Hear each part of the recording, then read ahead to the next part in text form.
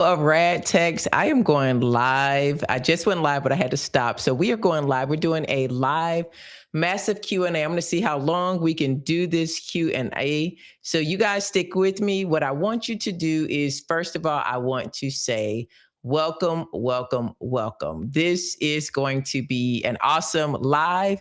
You're going to enjoy this conversation because you're going to be involved. Who am I? I am Shondria Singleton, a radiologic technologist of over 20 years in medical imaging. What do people need to know about medical imaging, about this live is you are welcome to ask questions about the subject. If you have a question, I can't answer it, I'll let you know. Please be respectful of everyone in the live.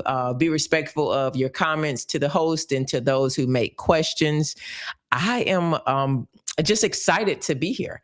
And what I want you guys to know is a medical imaging professional is someone that takes x-rays, but also someone that does more than take x-rays. We have a 2-year degree minimum. It can be in medical sciences, which is radiologic technology, nuclear medicine, radiation therapy, ultrasound, medical dosimetry. You have to get a master's in that level or a bachelor's. What else? We do bone density. We do CT, MRI, mammography, interventional radiography. All of these encompass medical imaging. I get questions all the time. I want to make sure you know you can ask as many questions as you want. I do want you to know this is a live conversation that is happening right now. So I'm going to kind of give a minute to let you guys ask all the questions that you want. I want to make sure that we are live in here. Let's see. I'm trying to make sure we are live. Where are we? It says we are live at 4:20. Y'all, this is my first time doing this, so you gotta please be patient with me. I am operating 2 things at once, but we're gonna keep this going. I'm gonna give you time to put your questions in the queue. I got something in the chat here. Let's see. Joining from Nashville. I was just in Nashville. Yolanda, I literally just left Siemens Health and Ears Innovations at the Gaylord Opryland. Oh, so excited for you to be here. Let me know if you are a technologist, if you are in school, if you are thinking about going to school for it. But yes, I literally just left Nashville on Thursday evening. I had a blast. I'm putting together my presentation now so you guys can get a glimpse of what the actual presentation was about. Yeah, people were really excited. It was actually to my profession, people in the profession of medical imaging, and they were listening to what we actually, okay, there we are live. They actually were learning about how to pivot within medical imaging. So that is what I try to tell people and talk to people about, is how to pivot within medical imaging and what that means. So we're going to get to some questions because y'all got some great questions here. Ask away in the comments. I'm going to try to be as detailed as possible, let you know my journey. I started in this profession over 20 years ago, and it's been so much fun to be in this profession. I have learned a lot. I'm still learning because I still scan. I still work with patients. So I hope that right there does not shock you all, because sometimes people think, oh, they're not in a profession anymore. So here is our first question. Are there differences? Oh, this is a good question. Very good question. Are there differences between being a dosimetrist and a medical physicist? Huge. Are the differences between a dosimetrist and medical physicist huge? Are not about the everyday practice of the job? Perfect. Okay. So this is a great question because some people don't even know what a medical physicist is. So when you go to school for radiologic technology, you can choose 5 different pathways, almost pretty much 6. Medical dosimetry will be the 6th. You can enter in those pathways: radiologic technology, MRI, nuclear medicine, radiation therapy, ultrasound, and medical dosimetry without going to school for, like most people know, radiologic technology. Those are called primary pathways. This person is asking, what is the difference between a dosimetrist, which is one of our 6 pathways into medical imaging, primary pathways into medical imaging, and a medical physicist? There is a difference. Do they work together? Do they have similar jobs? Kind of. But what I want people to understand is they are not the same at all. A medical dosimetrist is that's someone who creates, their primary focus is to create a specific treatment plan for the patient that's going to be getting radiation therapy. People get radiation therapy for various reasons, not always cancer, but that is the main thing that radiation therapy is used for. So a medical dosimetrist works with the physicist, and the physicist ensures the safety and accuracy of the equipment and the planning. What planning goes into radiation therapy treatments? Well, say you have prostate cancer. And I'll tell you how all of these modalities work together, because patients go for blood work, maybe the PSA comes back high. It doesn't mean that they have cancer. So they get an MRI to look at detail. We do prostate MRI scans to really get down to the detail. And once that is seen, the doctor now can say, oh, wait, I see something or I don't see something. Now they need a biopsy. So they'll do a biopsy of the prostate. And if that comes back as a malignant tumor, then they will go forward possibly with either surgery and or radiation treatment. Radiation treatment is done by a radiation therapist, but before the therapist can do the treatment, they need some planning done. That is done in conjunction between an oncologist, a physicist, and a medical dosimetrist. They create the plan for each patient. No prostate radiation treatment plan is going to be the same. No radiation treatment for a patient is going to be the same. So you need someone that creates the specific treatment plan. That is a medical dosimetrist. You can get a bachelor's or a master's in that. Most hospitals do like you to have a radiation therapy background, a certification or degree. Not all, though. I know tons of medical dosimetrists who went directly into it. They have a biology degree. They don't even have a radiology background. They have a biology degree, some type of science degree. There are radiation therapists that went over into that field. So see, you have different ways of entering that primary pathway of medical imaging. You can have a master's degree. It can vary. Now, medical physicists, their education is a little different. They're going to have a master's or a PhD in medical physics and a residency behind them. Yeah, so this is pretty high level. Medical physicist is totally different. Again, dosimetrist programs often do require you to have a radiation therapy background, but there are some that do not. So that's not a requirement. When it comes to the daily environment, they also asked in this question, what does a day-to-day life look like? Well, for a medical dosimetrist, it mainly looks like you are creating treatment planning from a computer. AI does work with them in certain softwares, just like in MRI and X-ray and other things that we do in medical imaging and healthcare. AI works alongside us, but they're basically working at a computer. No patient interaction for medical dosimetrists at all. They do not see the patient. They don't work with the patient. And that's what some people like. Some people are really good with the numbers and the science. They're not always the patient-centered kind of person. That's why there are so many options for us in healthcare. You don't always have to have patient care experience to be good and do what you do in healthcare. Medical physicists, on the other hand, their daily environment is between the office, the treatment machines, and the imaging suite. So sometimes they are in the department. Now, do they work with patients? Usually not. Now, interaction, we talked about this. Medical dosimetrists, constant collaboration with doctors, the oncologists usually, and physicists. They are a team. They are the team that communicates to the radiation therapist what is needed for this patient. Medical physicists collaborate with administration, dosimetrists, and engineers. They got to make sure those machines are working right. They are firing on all cylinders. That is definitely a physicist. I work with physicists even in MRI. Maybe not the ones that create planning, but these physicists have to know and do calibrations on the machine to make sure CT scanners are calibrated and giving out the right dosage. And every year they do these type of tests on the machines as well. Physicists do that kind of stuff. They have to run types of scanner system checks every year on MRI scanners, CT scanners, X-ray. So physicists, they do deal with the machines. And we talked about the primary focus, the daily environment, the interaction, and education path. So there's a huge responsibility on all levels, not just the physicists. And it doesn't really matter if your education is this or that. You're responsible whether you're a dosimetrist or a physicist. It's just your roles are a little different. So I hope that answers that question. That was a great question. I'd love to know if you guys knew anything about dosimetry and what you knew about it. So we got some more questions. I'm trying to move these buttons out of the way because they're over my questions. Then I see I, at the big age of 52, have always wanted to have a career in radiology. I'm now thinking about going back to school. I'm so scared that no one will hire me due to my age. Oh my goodness.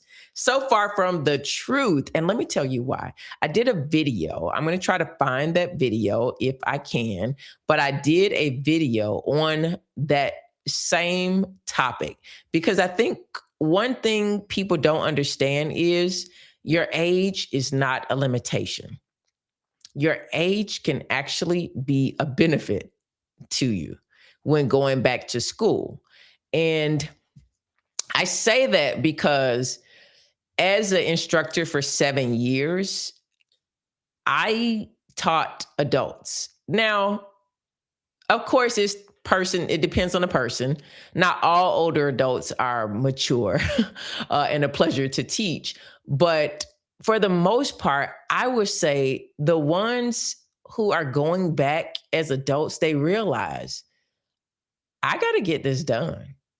I don't have time to play around. I am serious about this. And that's one of the things that works in your favor as an adult. You're going back, you don't have time to waste. You are ready to get this done. You're ready to be done with school. You are very focused.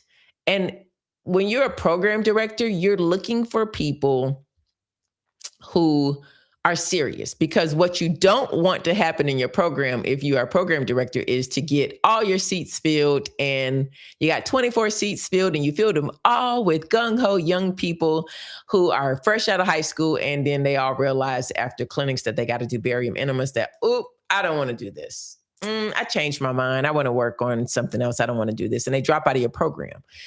You got to get a balance of people in your programs. And one thing I know is that they do look for older individuals who can bring a balance to the class, because you're going to need that. You need that.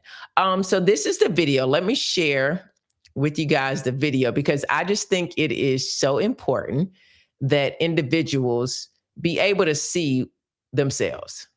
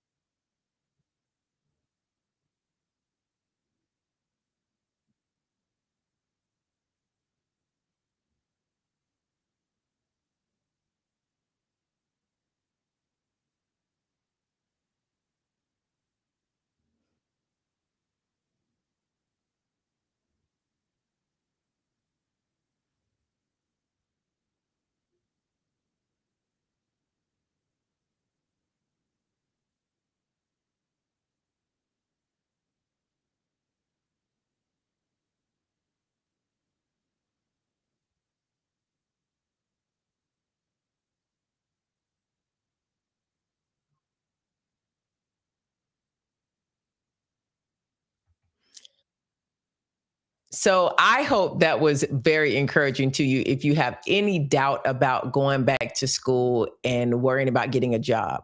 You will not have a problem getting a job. I'm going to tell you that now, because employers are also looking for people who are solid. They are interested in really furthering their career. Most of you guys are on your second career. You know what it's like to get up and go to work. No sound? No sound? Hmm. Oh, there's my sound. Sorry. One thing you don't have to worry about, I hope that video was helpful to you, because one thing you don't have to worry about is being an older adult. You know what you want. You've been out in the workforce, you've worked out all the kinks. You're like, okay, either you got kids to pay through college, or you're trying to pay off some bills, you need consistent income, going back to school now, working in medical imaging. Thank you, Michael, for telling me no sound. And Derek, I see the sound coming now, so I'm not sure. Maybe because I went over into that other video, it didn't give me sound. So I'll have to figure that out. But yeah, so I would definitely tell you guys, do not worry about your age, because I worked with people who were teachers on their second career, and they came back to they came to radiology as their second career, and they got hired. They cross-trained quickly. I mean, they moved up the ranks into leadership and management because of that experience. So the video still has no sound. Let me see. Internal. Can you guys hear me now? This is my first time using this, so I'm not sure where the sound is leaving me. Testing, testing, testing, testing, testing. Are we there yet? Still no sound? Testing, testing, testing. Testing. It looks like the mic is going up. Looks like the mic is going up. I'm not sure. Testing, testing. Yeah, it looks like the mic is going up. Maybe video has no sound still. Let's see. Now we can hear you, but the video you showed us, oh, the video had no sound. Oh, okay. So I was sharing my screen. Let's see. I don't know why it didn't do that. Let's figure that out, because I really want that video to show. Maybe I can put the link down in here. That's what I'll do. I'll probably just put the link down in here for you guys to see. Oh man, I hate that it didn't. He said, we can hear you fine. Your video didn't. Okay, this is my first time doing this through Restream, y'all. So I'm trying to figure out how to, I usually do it through my cell phone, but I wanted to be able to share the videos with y'all. I'm going to figure it out and play that video again, because, and until then, what I'm going to do is put the video link in here, and I am going to definitely play that video again, because that video is so important to play, because the sound on it, let's see if I can get this on here, because that video is really important. I think it's important because she asked a really good question that a lot of y'all wonder. And that's why I made the video, because I don't want people thinking that they're not going to give you a job because you're at a certain age. I'm telling you, when you get out there in the workforce in this profession, your age is not going to be a liability. It is going to really be your advantage. I hope y'all really understand that. It is going to be your advantage. People are going to appreciate you for it, and they are going to look to you as someone with experience and wisdom to come in the department, and you will find it easier to move up. That's just been my personal experience watching people who come into the profession, who is their second career. They're older, they're more mature. They come in and they make moves a lot faster, because most of them have been managers and directors at some point before already. So it's not like they're having to start over. Does that, I hope that makes sense. So sometimes people may think that, oh, I'm having to start over. It's not really starting over, because people are going to appreciate your wisdom and your experience. And I think it's going to really be beneficial to you. Let's see if I can share this again.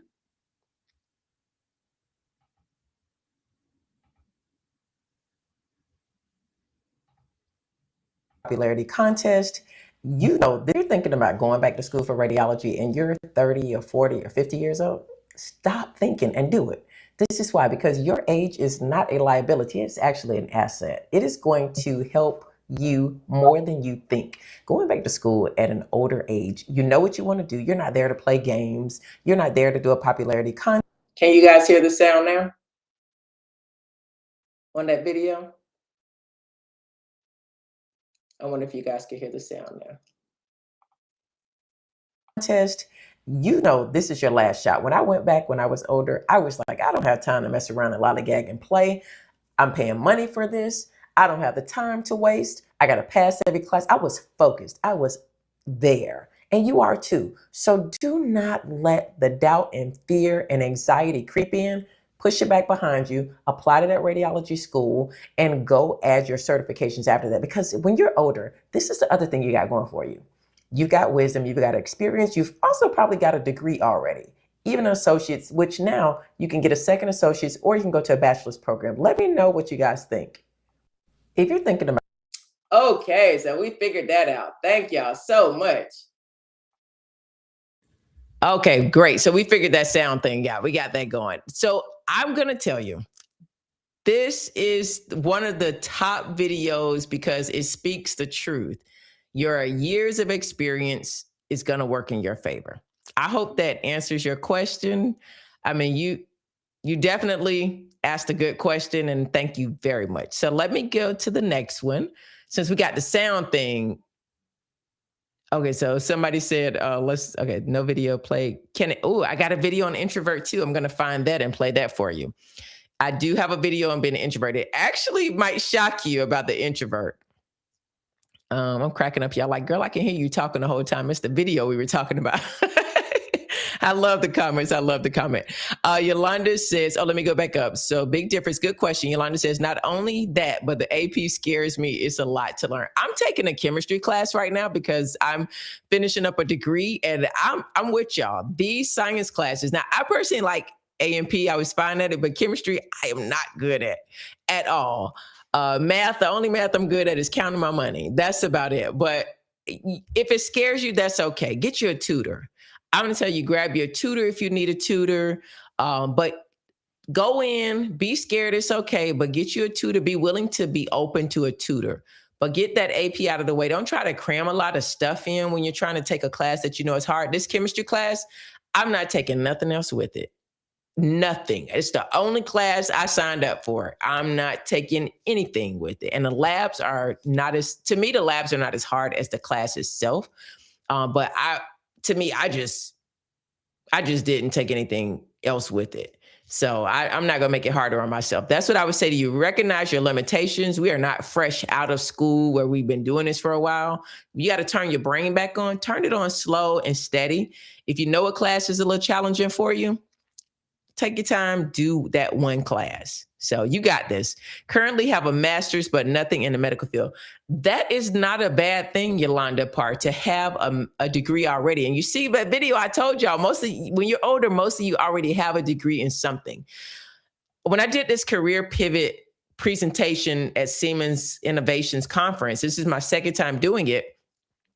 The audience, the first time was about 100. The second time I had 249 people in the audience, packed standing room. People were standing along the back. People were in there. I do a very highly engaged presentation, but my goal is for people to understand that use the skills and the leverage you have to advance. So this master's that you already have, take your AP, get that done because your master's was obviously in something that was in science-based. So now you have to get some science core classes in order to get into the program. That's what some people don't understand, that even if you have a higher degree, doesn't mean you automatically can get into any program because your degree must be along the same lines as the other one. So this is a science track. So you have to have the core classes, no matter if you have a doctorate or anything, you have to have the core classes to get into this particular program. So once you get that, you'll already still have your master's. Some of the jobs that will be open to you now that you have this experience degree as well in medical imaging, and you're going to get more experiences. I encourage you to add more experience in medical imaging because just having the radiology degree and that master's is not what's going to push you up to wherever you're trying to go, but getting some experience as well. Once you finish radiology technology school, keep that master's as leverage because now you're going to be able to put on there master's of whatever it is you have the master's in, but you also have the degree in medical imaging, which is going to open you up to medical sales, just the tech side of the medical field, without having to now go get a master's degree. If you wanted to become a registered radiology technologist, a registered radiologist assistant, you have that master's, which is what's required in order to get into RRA. You already have the master's. It doesn't matter if it's not a science master. You just have the master, but what you need is 1 year of experience as a radiology technologist. you qualify. Now you just need to go to an RA program. It's a great thing to have, but I feel like you having that master's already will open you up to becoming an educator if you wanted to go into education. Should have brought some water in here. Oh my goodness. We are going on a marathon because y'all, I'm hitting 10K before. I meant to do it in April, but I was doing that presentation. I had to focus, but I'm hitting 10K. I've been dragging this out too long. So the other question, Mac Review says, I'm about to do A&P 2. Not excited. The first one was difficult. Yeah. I'm going to say this. I like A&P, but I did have to drop an A&P class because I didn't do well with that instructor. And it was me, obviously. Everybody else is doing fine with the instructor. The instructor was not for me. So I dropped that one before I got a bad grade.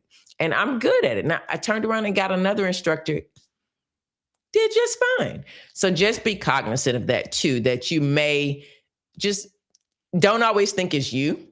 Maybe just you and that instructor just is not jiving. But you got through the first one, get through the next one, you'll be fine. I love this comment. Mark Review said, I'm about to do AP2, not excited. You're not the only one. Just know that in these comments, you guys are seeing other people going through the same thing as you. You see Yolanda said the same thing. She's about to do A&P. It's a lot to learn. It is, but once you get into those programs, you're going to be able to just like, oh, I remember that. It makes sense. This, da, da, da, da. So next, the question is about introverts. So I'm going to look for this video that I have about introverts because I do have a video on introverts. And I'm going to tell you, you may find it very interesting. Let's see, introverts. I know I got a video on that. There we go. Yeah. Oh, it's 32 minutes. So y'all got to go watch that video because that one's 32 minutes. It's a little long, but here is the second one that I did. I'm going to pause it here. I'm going to play a little bit of it for you here. Let's see. Let me get that. Let me share my screen. The best job for introverts. There we go. About MRI. I'm an introvert. Should I become an MRI technologist? Now, people think in MRI we just sit there with our little Stanley cups and shake our ice. Can y'all hear the ice shaking? That's what people think we do. And listen to elevator music as I drink my Zaxby's new lemonade. Have y'all tried the new lemonade? It's good. It's good. But that's what people think. We just sit there and drink all day and have nothing else to do. They're wrong. Very wrong. Because I worked in MRI where it's kind of slow, steady pace, and super, super fast. And I've been doing it for many years. And I have seen MRI be extremely slow to now running 24 hours at a hospital around the clock, being called in for an MRI. We never got called in for MRIs. And the exams are becoming way more intense. You have implants that people come in with, like serious multiple implants. Some people have like 17 things implanted into them, 20 things implanted into them. It is not uncommon for people to have bullets and shrapnel in their body and metal in their eyes that they've never had removed. You got to talk to people in MRI. It's not just walk in, lay on the table, and you sit back and cross your legs and twiddle your thumbs. No. MRI, to me, no matter what setting you're working in, is very, very, very intense and patient-driven. Okay, so that is... Stop the share. I was talking about MRI being one of the fields that introverts would do really well in. And that's just my opinion. I think introverts do really, really well in MRI. Other people may say something a little different, but I think introverts do really, really well in it because you do have a little less time in between patients. Now, I do have a 32-minute video that really goes into more detail on why I think introverts would do well in medical imaging. Go and check that. You could search inside of there and you'll see the video, The Best Healthcare Careers for Introverts. I break down several of them that I think, but I'm going to say MRI would be one of the top ones, in my opinion. Let's see. Going back to, oh yeah, the AMP class. Good advice. I made the mistake of taking it as an 8-week course, which was rough. Ooh, oh, you were playing with fire. Oh my goodness. 8-week course. Yeah. And you still passed it. Kudos to you. Oh my goodness. I don't know. I 8 weeks of, did you have a lab with that too? Oh my goodness. But I'm glad you did it. That shows that you focus, and when you put your mind to something, you're going to do it. So that's something really good that you have proven to yourself. So you definitely have this one. You definitely got AMP too. So don't worry. And also it is true nuclear medicine and radiation therapy have less job open. Oh, is it true? And not worth it? I don't think so. I don't think so. That's just, and again, I'm going to say this caveat. It depends on where you live. Let me say that. Let me take it back. Let me slow down my answer. It depends on where you live as to if nuclear medicine and radiation therapy have less job openings. Less job openings compared to what? That's how I would answer that question. Compared to what does it have less job openings? If you're comparing it to radiologic technology, yeah. CT, MR, yes, they have less job openings in that. Ultrasound, yeah. So many different type of ultrasounds you can do, but it truly depends on where you live.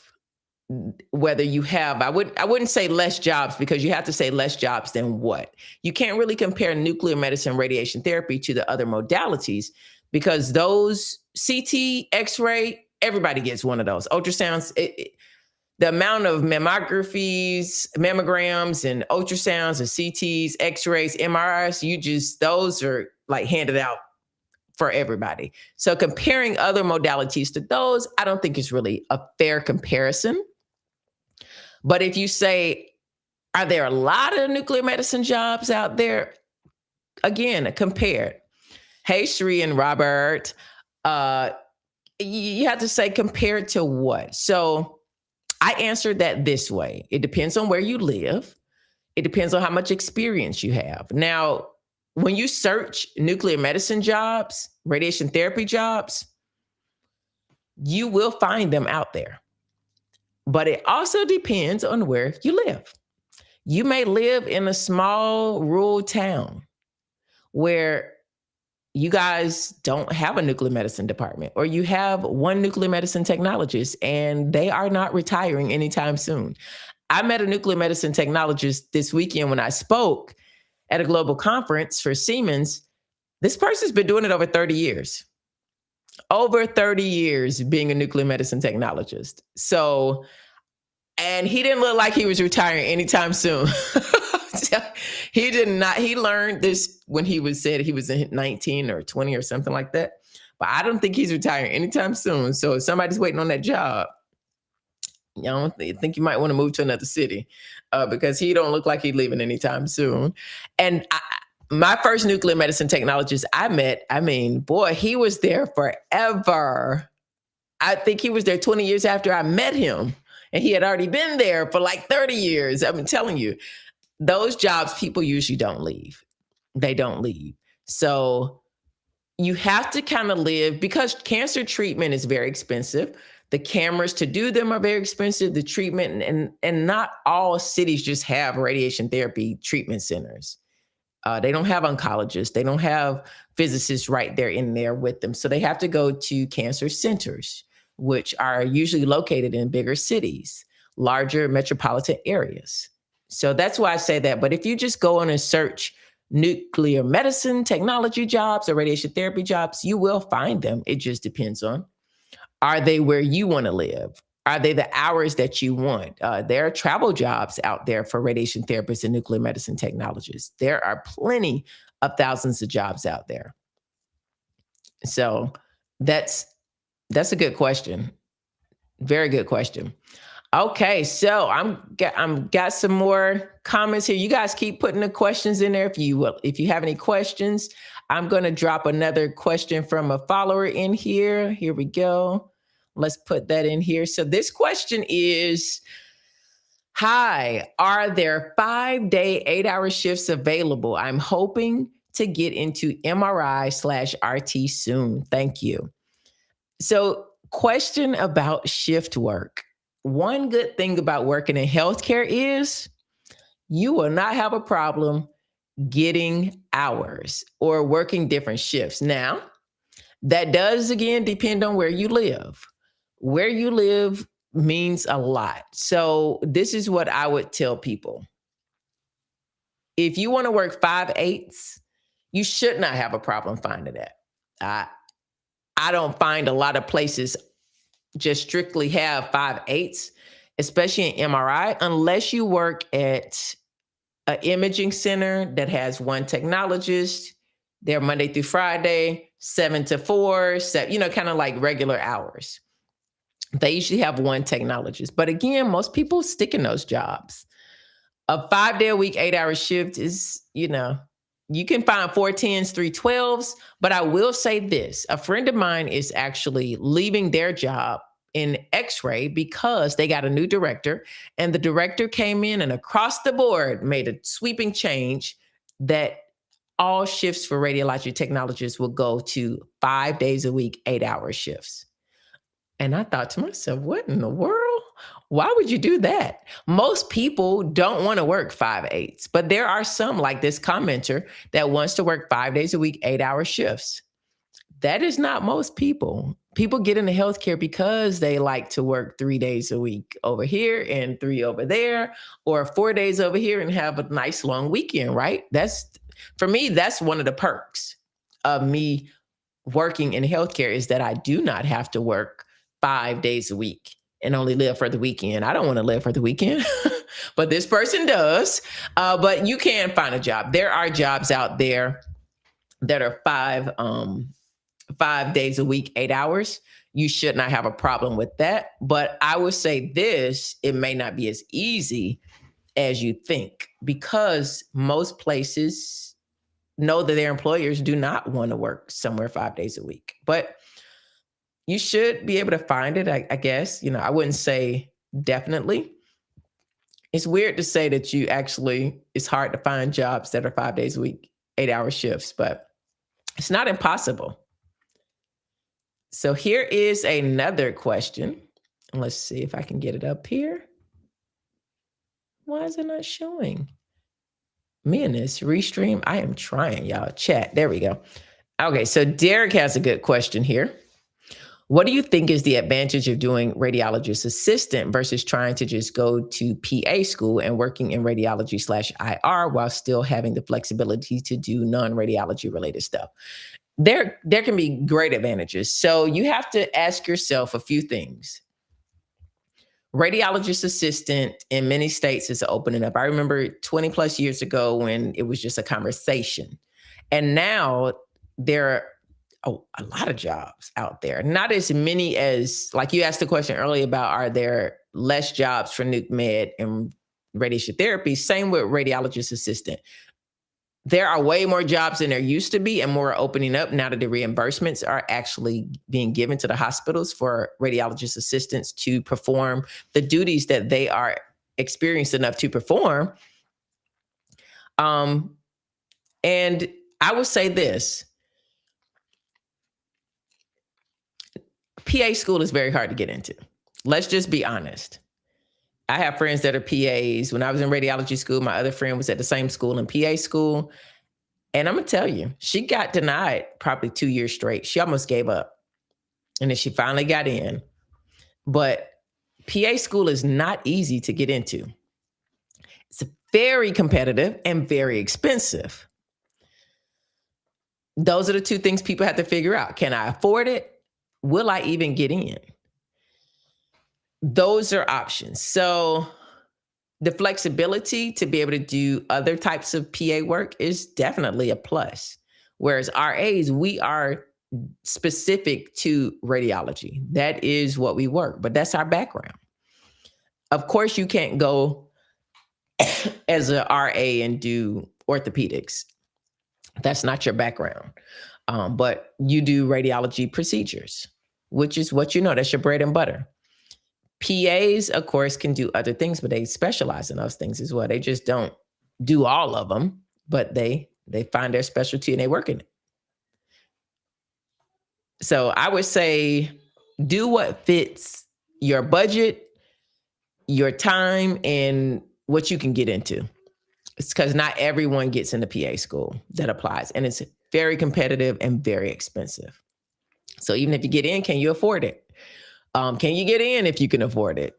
So many different things to think about. So great question. Because I see that all the time, people saying, well, why would I just go to RA and be pigeonholed into RA when I can go to PA school? But the question is, can you really go to PA school? Because not everybody can go to PA school. There are a lot of people that apply and never, ever get in, or get in and can't afford to get in and stay in.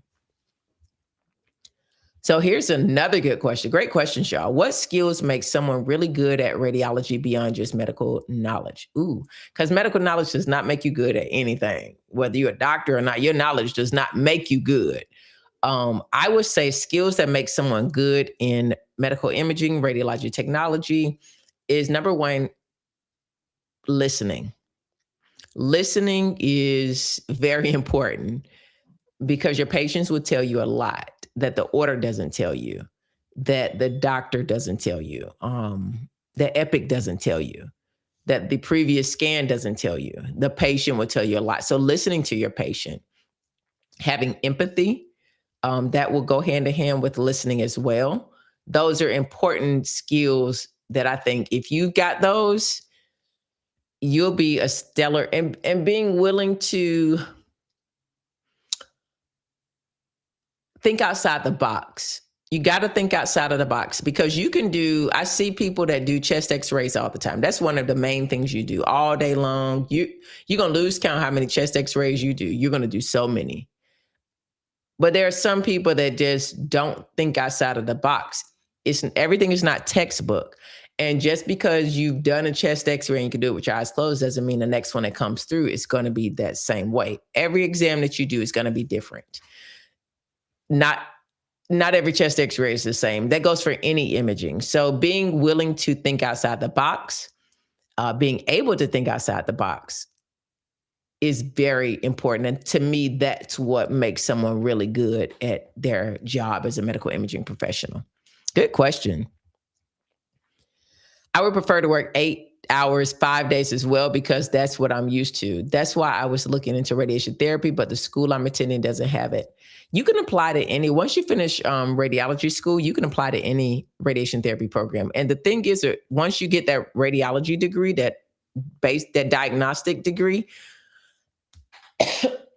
you now don't even have to apply to a radiation therapy program that's a degree. You can apply to a radiation therapy program that is a certificate. I don't think people know that. So they have different types of programs. There are programs like at Howard University, that's a bachelor's degree program. Then you have programs at Grady Hospital. They have a hospital-based program that is a certificate program. They cater to people who already have degrees or who are already RTs. That is an option. Radiation therapy, you can work 8-hour days, 5 days a week outside of radiation therapy. But I'll say this, if that's all you're looking for, just make sure you like radiation therapy because it's not for everybody. It's not for everybody. And if you're looking for just 5 days a week, you can find that anywhere in any modality. But definitely try to, I don't know if you've shadowed in radiation therapy yet. How far along are you? Make Reviews 2146. How far along are you in I know you're taking your core classes. Have you shadowed in radiation therapy or any of the medical imaging yet?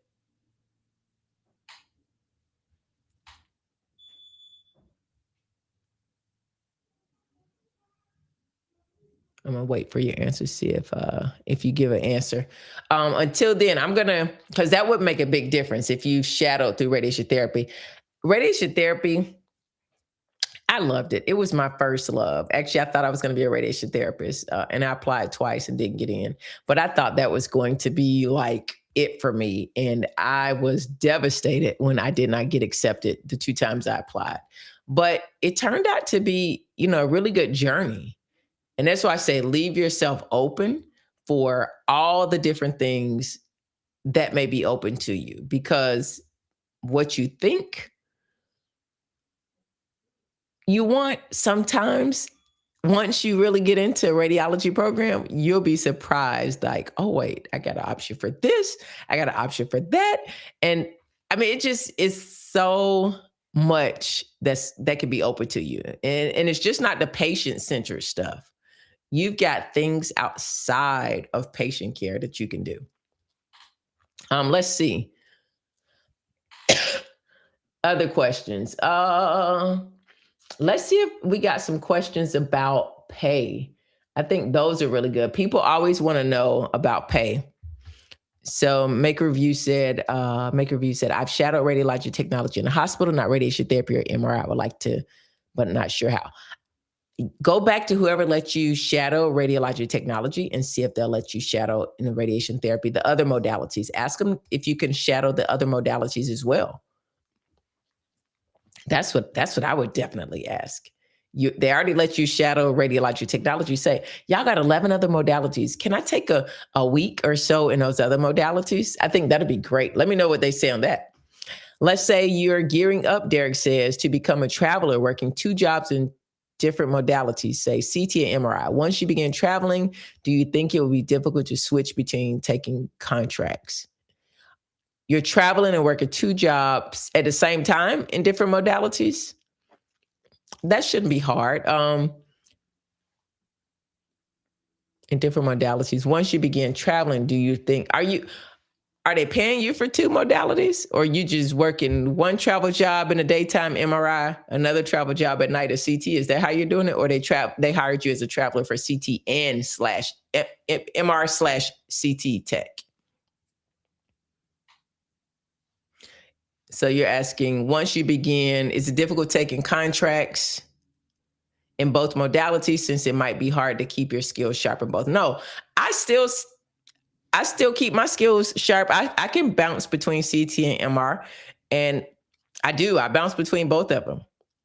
And I don't feel like my skills have lacked any. Now, what you're gonna find is, how many machines do you work on, Derek? Like, what systems do you know? What manufacturers do you know?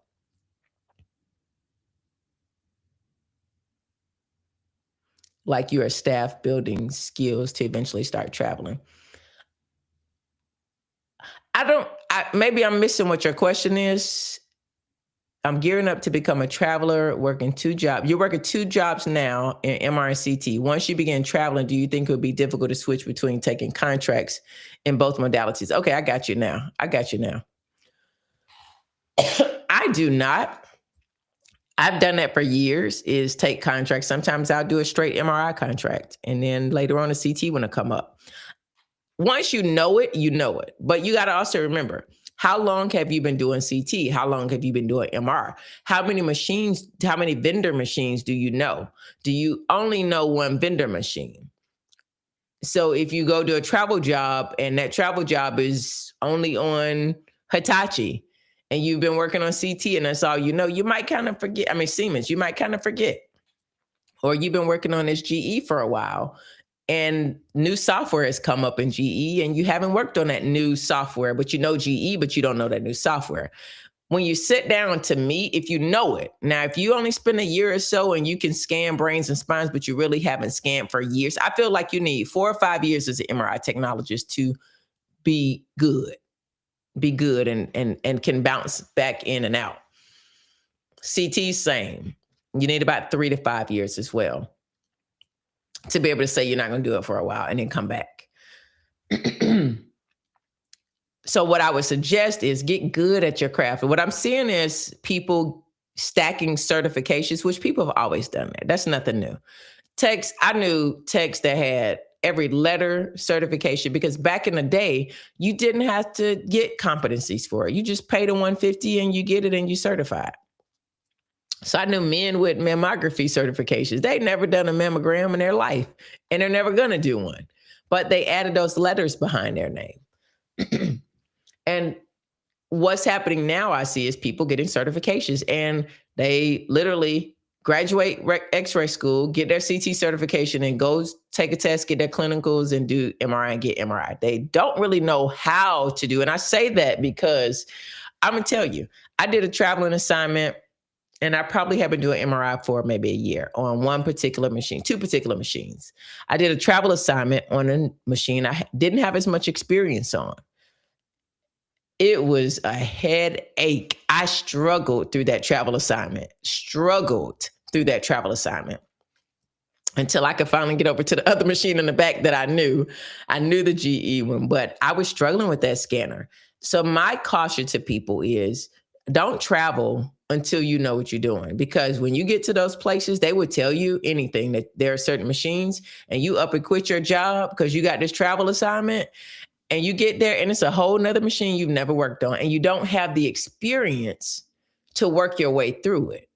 See, when you're experienced and you know MRI, you can work your way through a scanner you don't know, if that makes sense, because you already know the principles of MRI. You understand how MRI goes, whether it's an abdomen or runoff or whatever. You understand the principles. You just don't know where things are on this scanner. You can work through that. So I would not worry about keeping my skills sharp. If you stay sharp, you'll never have to get sharp. So get your skills solid. Traveling will always be around. If you're worried about keeping your skills up, get a PRN job along with your travel job that's in that other modality. That's what I would say. Good question. Have you noticed any differences on how graduates from hospital-based programs, tech schools, or four-year programs are perceived in hiring? Or does it come down more to skills and experience? Oh, that's a good question, Yolanda. Have I noticed any difference in hire? I haven't. I see people come in from different programs, whether it's they're hospital-based programs. A lot of times keep their own students. Most people, when you graduated from a hospital program, you don't leave it. You usually stay. They hire their own usually. Tech schools or 2-year degree schools, no. And 4-year programs, there's not a lot of 4-year radiology technology programs out there, but nobody's hiring you because you have a bachelor's in radiology technology. I said it. Yep. I see a lot of people, I have a bachelor's. I went to a bachelor's radiology program. Good. But that does not mean you make more money, and it doesn't mean somebody's going to hire you over somebody else because you have a bachelor's. The same for all healthcare programs that are degree-based is an associate's degree. When I'm talking about the allied health, including nursing, your entry level is associates. You don't have to have any more. Having more doesn't make you better. Bachelor's degree programs for radiology, their main difference is you graduate with another modality. You don't have to go out and now find a cross-train place, someplace to cross-train you and add another certification. You go into a bachelor's program is how you get that extra certification. So I hope that makes sense, because some people I know say, well, I went to a bachelor's and I've got this. I'm gonna tell y'all, it don't make a hill of beans whether you have a bachelor's or not, if they're going to hire you because you have the bachelor's. It just does not increase your chances of being hired. I mean, that's just the truth. So I don't know what I try to tell people that, but they're like, yeah, no, I'm like, no, I'm telling you, it does not. It does not increase your chances for that at all. So hopefully that helps you. But having the ARRT registry at the end of your graduation is what gets you in the door and hired. That's right. That right there is what you need. Get that ARRT and pass it, and you are in. I'm just telling you, I think that is your biggest flex right there, is passing your registry. It doesn't matter what you pass it with either. Nobody will ever ask you, what did you pass? What did you get when you passed? Nobody ever asks that. I promise you. They don't. They're not asking. They don't care. They do not care. What they care about is that you get that ARRT. Get that ART, y'all, and you'll be fine. You'll be fine. What other questions do you guys have? We're going to talk about pay. I do want to talk about pay. So I'm going to go to some of my content that talks about pay, because I know that's one of the biggest questions that people have is, how much do you make? What is the pay difference? There was a video I did on each state, how much each state makes when it comes to pay. And that really shocked people. But one of the most shocking videos was when a young lady said she made, it was a video I stitched, and she said she made, I think, 900,000. Yeah, $900,000 as a radiologic technologist. And people were like, no way. You don't make that amount of money. I think I got it right here. There we go. Okay, so I'm going to share this video with y'all and tell me if you've seen this video. Let me open it up right here.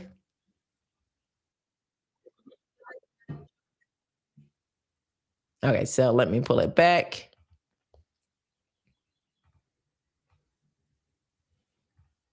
Okay, so we are going to share the screen here so y'all.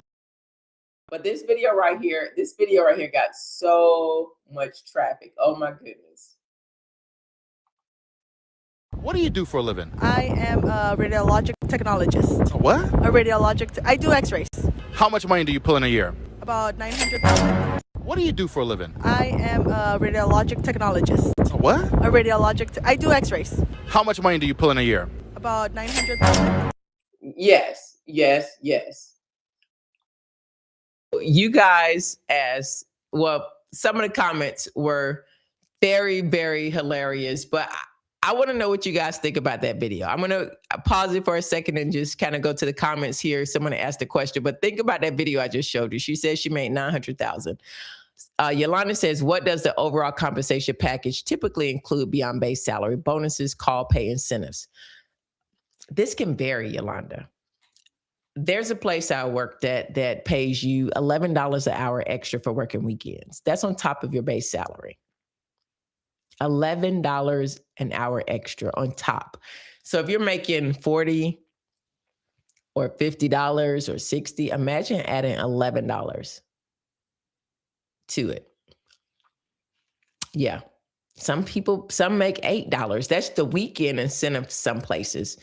The other incentive could be maybe second shift differential. So you get differentials for working into second shift, and you get more for working into third shift. And I already talked about the weekend differential. Usually you don't get bonuses. Now, I worked at a private office some years ago, and I got bonuses every year. Nice bonuses, but this was a huge practice. And the doctors chose to give all their employees based on certain things, how long you've been with the company, your level, gave you bonuses. So we would get bonuses every year, which was amazing. I never got that at a hospital. I only got that working for this doctor's office. That was great. Call pay. You get call pay. I have videos on different imaging professions that get call pay. So you'll get call pay based on carrying the pager if you have a pager, or carrying the phone, or having your life on hold. You get paid without even being called in yet. So those are some of the kind of beyond base salary. And I actually have a series, a playlist that you can actually watch the series on beyond the base pay, how you can negotiate, because in healthcare, we negotiate differently when it comes to our raises, our bonuses, our increase of salary. I gave a series where I show healthcare workers how to negotiate beyond just a salary. There are so many things you can negotiate beyond just your money that people don't think about. And it can go beyond healthcare. It doesn't have to just be healthcare. It could be other things. So one more question. Let's see. First job out of school, Derek says, how hard is it to get a job in a hospital level 1, 2 trauma center versus an outpatient center? I am worried about, because I'm pretty good at school, but not really at networking. You don't really have to network when you graduate and get your ARRT. You apply, you should not have a problem getting a job. Again, it's depending on where you live, but level 1 and 2 trauma hospitals, they usually need people. You should not have a problem getting a job at one of those. I'm pretty sure they'll hire you before you even pass. You'll be registry eligible. They will hire you by then. Level 1 and 2 trauma hospitals are always looking for people. And remember this, even if you can't get in full time, you can get in PRN. That is, to me, the best advice I give to people is get in PRN first. Because instead of getting in full time and you're not sure if you even gonna like this place or if they're gonna like you, you go PRN. You don't have to do all the benefits and all that stuff because you don't get benefits as PRN, but you kind of just get in, figure out how things are going, what's the dynamics, if you really like this place or not, if this is for you. And then you can decide if you want to, when a full-time position opens up, if you're not really sure, go PRN at a hospital. That's what I would say. So remember I showed you this video where the young lady made $900,000, she says, as a radiologic technologist. So that video there got so many comments from you all, and the comments were pretty varying. People saying she's lying. Maybe she means 90,000 a year. I think she's confused, wanting to make 90,000 versus actually making 90,000. I'll share this comment with you here. Somebody said this. Let's see. This is what people said. So here's some comments from. Put that in here. There we go. Okay. So here's a comment of what somebody said about that girl in her video. This is what I'm going to say. I'm going to say this. Maybe she's not lying. Have you guys ever thought that we can own our own imaging centers? Maybe she owns the imaging center, or maybe she owns a staffing company and she staffs herself to do the actual x-rays or do the imaging. Or she owns the place and she actually just does the x-rays herself. I'm telling you, it is not unheard of. It is true. It does happen. So those are different things that I try to show people that sometimes even us within the profession don't realize. Because when I told people that I got my degree in medical imaging from a school of medicine, the first thing people, including doctors, heard was, "You didn't go to medical school." It didn't say I went to medical school. It's school of medicine. People automatically went, even other technologists automatically went to, she's lying. She didn't go to medical school. Listening is so vital. School of medicine is what my actual degree says. Emory University School of Medicine. And I didn't know, so many people, especially doctors, didn't know that School of Medicine graduates more than just doctors. Who knew? There are tons of medical schools out there that have schools of medicine that, in addition to graduated MDs, they have other programs. And medical imaging is one. There are, Emory's had a medical imaging program for years, since the 80s or 70s. Graduating individuals. And people just automatically, you're lying. Just because you don't know about something doesn't mean that it's not true. and that's what I say about her video. I don't not believe her. I believe she actually owns the place. And she's playing it down by just giving her title. But I think she actually owns it. And that is what I want to leave you guys with, is that if you're thinking about getting into medical imaging, no matter your age, no matter your background, no matter what people may say, this is a viable profession. It is a profession that is the third largest medical profession in the nation. It has options, opportunities for growth beyond just the bedside. We do patient care, but we also have sales and corporate and many other jobs that are open to us, education, leadership. My boss was a nuclear medicine technologist and worked her way up to VP of operations at one of the largest hospitals in one of the biggest cities.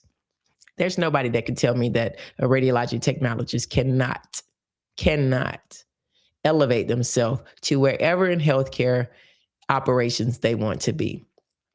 Let me know, you guys. I would love to encourage what other questions you have. I would love to be a resource, encouragement to you. Be sure to check out the things that I have available to you. I'm going to put those up here. I want you to stay tuned for the next streams that I have. Definitely got tons of streams coming up. You could catch my podcast right here on YouTube. I'm going to put the title here, because I think you guys will really enjoy this podcast. It is the top 5% of podcast in its, there we go, globally. Top 5% podcast, a couple of Rad Tech's podcasts. You can check it right here on YouTube or wherever you listen to podcasts. You can also check out my book, Rachel the Radiographer. That is actually right here on YouTube as well. You can grab a copy. I've got another question I'm going to answer before I go. And you also can check out all of my free resources in my links there. Be sure to check them out. And here we go. Let me grab this question before I go. I want to answer everybody's question. Yeah, I work PRN in my EMT job, and I love PRN life, LOL. I know you do, Derek. I've been PRN for a long time, and you can't pay me to go back. I love PRN. I have way more hours than I ever need. So if you're ever worried about going PRN, that you won't have enough hours, you'll be shocked how many hours you actually have. Until next time, be sure to check me out. I am a couple of Rad Techs. You can check out my podcast, my Rachel the Radiographer book, as well as my free resources. And be sure to subscribe to the podcast and subscribe here on this channel here. Until then, thank you guys so much.